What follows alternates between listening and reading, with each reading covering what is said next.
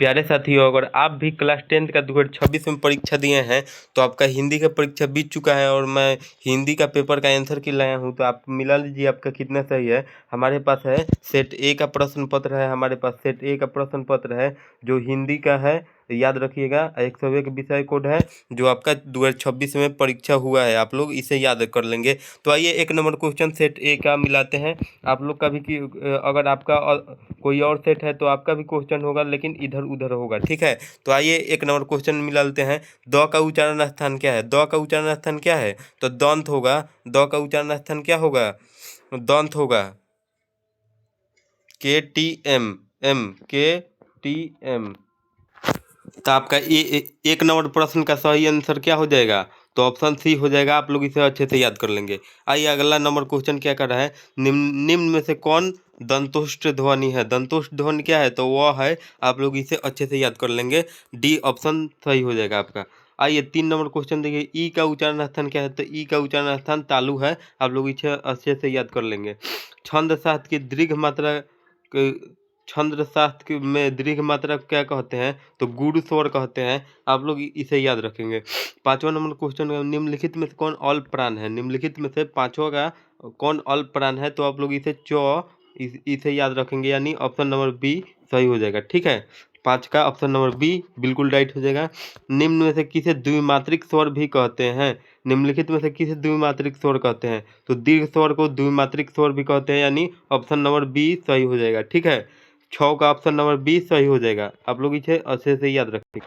7वां number question देखिए, 7वां number question आपका क्या कर रहा है देख लेंगे। नाद की दृष्टि में जिन व्यंजनों की दृष्टि में व्यंजनों का उच्चारण स्वतंत्र झकृत, उन्हें क्या कहते हैं? तो उन्हें घोष कहते हैं, यानी ऑप्शन नंबर ए बिल्कुल राइट हो जाएगा 7 का। अगला नंबर क्वेश्चन देखिए, केवल मुंह से बोले जाने वाले स्वरों का वर्णों को क्या कहते हैं? तो निर्नुनासिक कहते हैं, ऑप्शन नंबर ए हो जाएगा, आप लोग इसे अच्छे से याद रखेंगे। 8 का ए, निम्नलिखित में से कौन अंतस्थ व्यंजन है? 9 नंबर निम्नलिखित में से कौन अंतस्थ व्यंजन है? यानी ल हो जाएगा, ऑप्शन नंबर ए हो जाएगा 9 का, आप लोग इसे अच्छे से याद रखेंगे। अगला नंबर क्वेश्चन देखिए 10 नंबर क्वेश्चन क्या कर रहा है, निम्नलिखित में से कौन व्यंजन है? निम्नलिखित में से कौन व्यंजन है? तो मूर्धन्य स, तालाबे से मूर्धन्य स, यानी ऑप्शन ए 10 का सही हो जाएगा, ठीक है। 11 निम्नलिखित में से कौन यन स्वर का उदाहरण है? तो यद्यपि हो जाएगा, ऑप्शन नंबर सी बिल्कुल राइट हो जाएगा 11 का। अगला नंबर क्वेश्चन देखिए, निम्नलिखित में से कौन संधि का उदाहरण है? तो चंद्र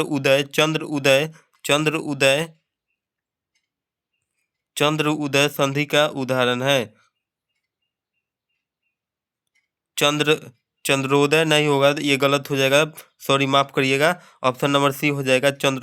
अहंकार, अहम जोड़ कार हो जाएगा, यानी ऑप्शन नंबर सी हो जाएगा, आपका बिल्कुल राइट आंसर हो जाएगा इसका, सी 12 का सही हो जाएगा, ठीक है। अगला नंबर 13 नंबर क्वेश्चन देखिए, निम्नलिखित में से कौन विसर्ग संधि का उदाहरण है?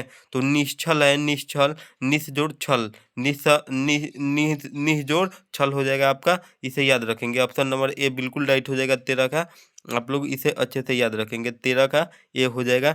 14 का देख लेते हैं, जब एक व्यंजन अपने समान अन्य व्यंजन से मिलता है तब उसे क्या कहते हैं? बताइए आप लोग। द्वित्व कहते हैं, द्वित्व, यानी ऑप्शन नंबर बी हो जाएगा 14 का, ठीक है। लेने के देने पर न मुहावरे का अर्थ क्या होता है? 15 का देखिए, लेने का देने पर न लाभ के बदले हानि, यानी ऑप्शन नंबर सी हो जाएगा, आप लोग इसे अच्छे से याद रखेंगे। 16 देखिए, सिर से पैर तक के लिए एक शब्द क्या है? आप दशमक हो जाएगा, ऑप्शन नंबर डी हो जाएगा, ठीक है। आप लोग इसे अच्छे से याद रखें। निम्नलिखित में से कौन शुद्ध हुआ क्या है? तो लाश जल गई, यानी ऑप्शन नंबर सी हो जाएगा शुद्ध वाक्य, ठीक है। अगला नंबर क्वेश्चन देखिए 18 नंबर क्वेश्चन देख लीजिए, आरंभ का विलोम क्या होगा? आरंभ का विलोम होगा अंत हो जाएगा, ऑप्शन नंबर डी होगा, ठीक है। आप लोग इसे अच्छे से याद रखेंगे। उत्तम का विलोम क्या होगा? तो अधम होगा, उत्तम का विलोम अधम होगा, ऑप्शन नंबर बी बिल्कुल राइट हो जाएगा, ऑप्शन नंबर बी 19 का। पंडित लोगों का विलोम क्या है? तो मूर्ख है, पंडित लोग साधु होते हैं और साधु का मूर्ख क्या होता है? विलोम होता है, ठीक है। आप लोग इसे अच्छे से याद रखेंगे, बी यानी आपका बिल्कुल राइट हो जाएगा, ठीक है। आइए अगला नंबर क्वेश्चन देखिए, कुल श्रेष्ठ किस तत्पुरुष का समास है? तो अधिकरण का समास है, अधिकरण का समास है। आप लोग इसे अच्छे से याद रखेंगे। चंद्रशेखर में कौन सा समास है? तो बहुब्रीहि है, बहुब्रीहि है। आप लोग इसे अच्छे से याद रखेंगे, बहुब्रीहि है। गाय बल किस समास का उदाहरण है? तो द्वंद्व समास का उदाहरण है, द्वंद्व। ठीक है। बाजार का विशेष क्या है? तो बाजारू, बाजारू बाजार का ऑप्शन नंबर डी हो जाएगा, बिल्कुल राइट। नगर का विशेष से क्या है? नगर का विशेष क्या है? नागरिक, यानी ऑप्शन नंबर डी हो जाएगा इसका भी।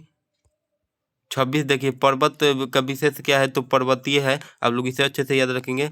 शिक्षा में कौन सा प्रत्यय है? तो आ, शिक्षा आ प्रत्यय इसमें हो जाएगा। डाकू का में क्या प्रत्यय है? तो डाकू में प्रत्यय है उ, यानी ऑप्शन नंबर ए हो जाएगा, बिल्कुल राइट आपका। ठीक है। हथौड़ में कौन सा प्रत्यय होगा? हथौड़ में कौन सा प्रत्यय होगा? ओढ़ होगा, ओढ़ होगा। आप लोग इसे अच्छे से याद रखेंगे, ओढ़ होगा। आप लोग इसे अच्छे से याद रखेंगे। हथौड़ में कौन सा प्रत्यय होगा? तो ओढ़ होगा। आप लोग इसे अच्छे से याद रखेंगे। ठीक है। परिवर्तन में कौन सा उपसर्ग होगा? तो परि होगा, परि होगा। परिवर्तन में परि आपका उपसर्ग हो जाएगा।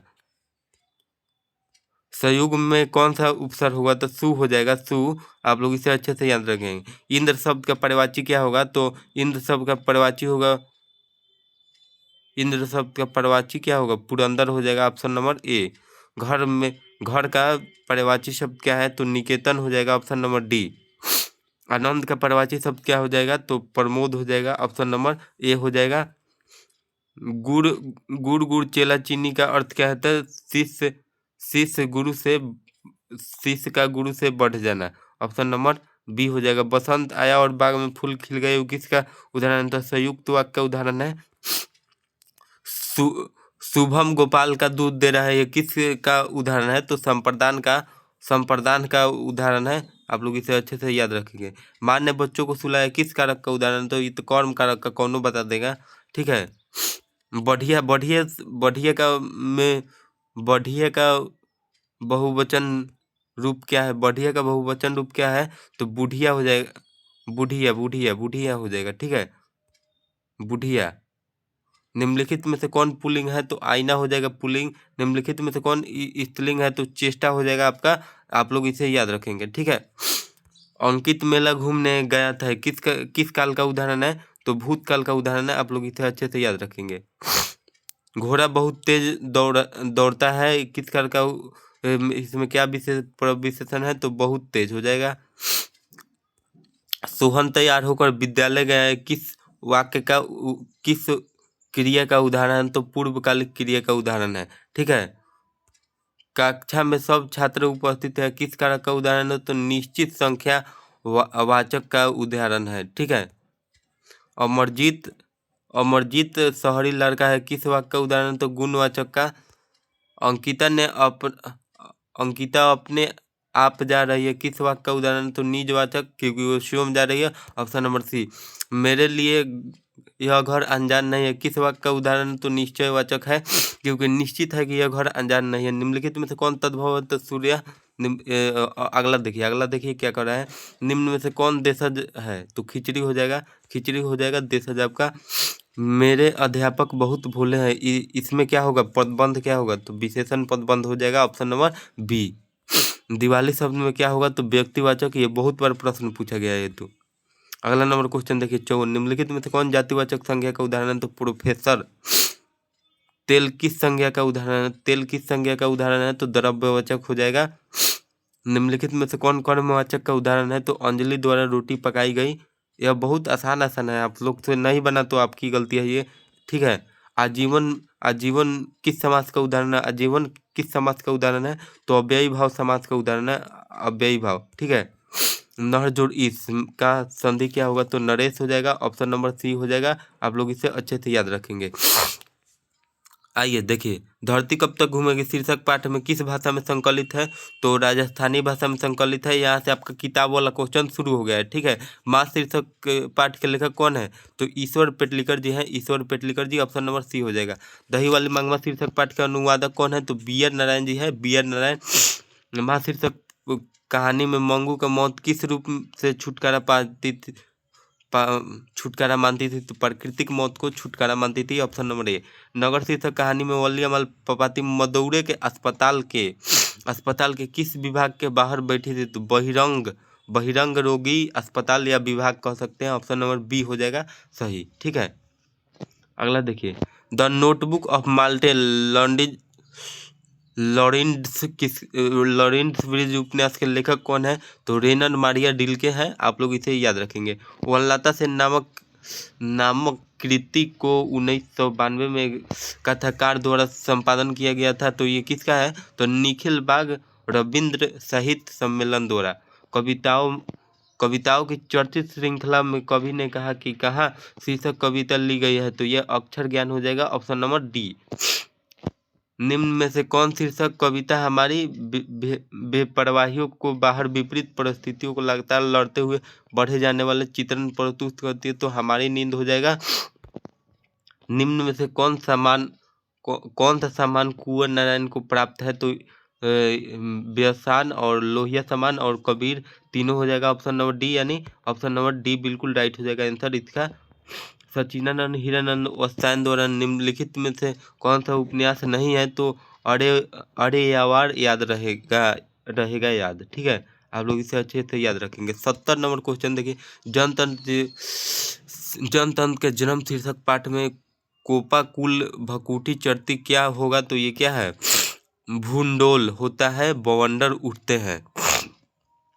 कवि सुमित्रानंद पंत भारत माता का कैसा चित्र प्रस्तुत करता है? तो यथार्थवादी चित्र प्रस्तुत करते हैं। आप लोग इसे याद रखेंगे। कवि बद्री नारायण चौधरी प्रेमगन के अनुसार वृत्ति विकास चारों ओर क्या है? तो दास वृत्ति की है। ऑप्शन नंबर ए हो जाएगा। ठीक है, कवि घनानंद के अनुसार प्रेम का सिद्धार्थ क्या है? प्रेम का सिद्धार्थ एक निष्ठा और पूर्ण समर्पण। ऑप्शन नंबर ए हो जाएगा बिल्कुल राइट। कवि रच खान ने पठित पाठ के आधार पर राधा कृष्ण के प्रेम युगल का वर्णन किया गया तो दोहा चौपाई में। आप लोग इसे अच्छे से याद रखेंगे।